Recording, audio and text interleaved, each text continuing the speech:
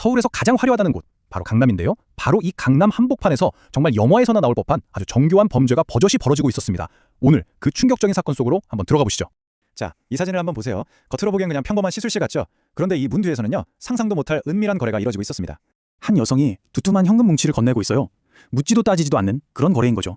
당연히 기록도 남지 않고요. 그리고 잠시 뒤에 흰 가운을 입은 남성이 여성의 팔에 주사기를 놓습니다. 주사를 맞고 얼마 지나지 않아서 이 여성 갑자기 몸을 가누지 못하더니 침대에서 그대로 굴러 떨어집니다. 정말 충격적인 장면이죠. 이게 바로 거대한 범죄 조직의 심장부에서 벌어진 실제 상황이었습니다. 자, 그럼 여기서 대체 무슨 일이 있었던 걸까요? 네, 눈치채셨겠지만 이곳은 진짜 병원이 아니었습니다. 아주 교묘하게 위장한 불법 마약 투약 장소였던 거죠.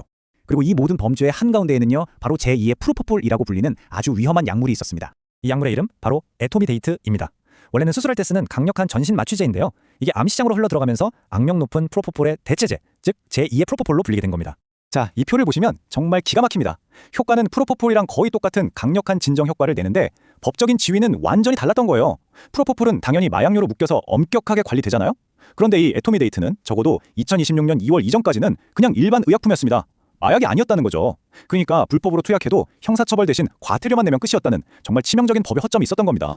하지만 형사처벌을 안 받는다고 해서 위험하지 않다는 뜻은 절대 아니죠. 여기 기록을 보면 한 투약자는 두 손까지 모아 빌면서 제발 한 번만 더 놔달라고 애원했다고 합니다. 중독성이 얼마나 심각했는지 짐작이 가시죠? 그 부작용은 정말 끔찍했습니다. 중독성이 너무 심해서 손을 벌벌 떨거나 몸을 제대로 가누지 못하고 쓰러지는 일도 다반사였고요. 심지어 한 사용자는 이게 믿기지가 않는데 19시간 동안 앰플을 50개 넘게 맞았다고 합니다. 정말 상상도 할 수 없는 양이죠. 이게 단순히 약을 몰래 사고 파는 수준의 범죄가 아니었습니다. 아주 체계적으로 움직이는 거대한 범죄 조직이었어요. 서울경찰청 관계자의 말을 직접 들어보면요, 이들은 진짜 병원처럼 보이려고 흰 가운 입은 가짜 의사는 물론이고 보조할 간호조무사, 심지어 손님들을 실어나를 픽업 기사까지 고용했습니다. 주로 수면장애를 겪는 유흥업소 종사자들을 노렸다고 해요. 공급 과정도 정말 치밀했습니다. 먼저 의약품 도매상 직원이 수출 서류를 조작해서 에토미데이트를 빼돌리고요, 이걸 조직폭력배 같은 중간 판매상에게 넘깁니다.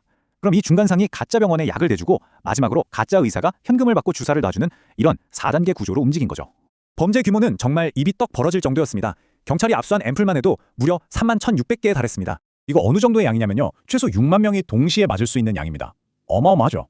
결국 경찰의 끈질긴 수사 끝에 이 거대한 공급망과 유통망에 얽혀있던 일당 17명이 검거됐습니다. 자, 그런데 여기서 가장 중요한 질문이 남습니다. 어떻게 이렇게 대규모 범죄가, 그것도 강남 한복판에서 버젓이 벌어질 수 있었을까요? 그 해답은 아까 말씀드렸던 바로 그 법의 허점에 있었습니다. 네, 바로 이 질문이죠. 이렇게 위험한 약물이 왜 그동안 불법이 아니었을까요? 범죄자들은 바로 이 점, 에토미데이트가 마약류로 지정되지 않았다는 사실을 아주 교묘하게 파고들었던 겁니다. 이 타임라인을 보시면 모든 게 설명이 됩니다. 2024년에 에토미데이트에 취한 운전자가 난동을 부린 이른바 람보르기니 남사건이 터지면서 이 약물의 위험성이 세상에 알려졌어요. 그런데 법이 바뀌어서 에토미데이트가 마약류로 지정된 건 2020년 2월 13일입니다. 그러니까 약 2년 가까이 법적인 공백 상태가 있었던 거죠. 범죄 조직은 바로 이 기회의 창을 놓치지 않고 돈벌이에 나선 겁니다. 하지만 그들이 마음껏 헐게치던 그 기회의 창은 이제 아주 굳게 닫혔습니다. 2026년 2월 13일을 기점으로 에토미데이트는 공식적으로 마약류가 됐습니다. 자, 이게 앞으로 어떤 변화를 가져올까요? 한마디로 이제 처벌받지 않던 시대는 끝났다는 겁니다. 이제는 그냥 갖고만 있어도 형사처벌 대상이 되고요. 당연히 판매자나 투약자 모두 무거운 징역형을 받을 수 있게 됐습니다. 강남 조직이 악용했던 바로 그 법의 허점이 완벽하게 막힌 거죠. 이번 사건은 법의 빈틈 하나가 얼마나 끔찍한 결과를 낳을 수 있는지 우리에게 똑똑히 보여줬습니다. 다행히 하나의 허점은 막았지만 우리 사회 어딘가에 아직 우리가 발견하지 못한 또 다른 허점들이 숨어 있지는 않을까요? 생각해볼 문제입니다.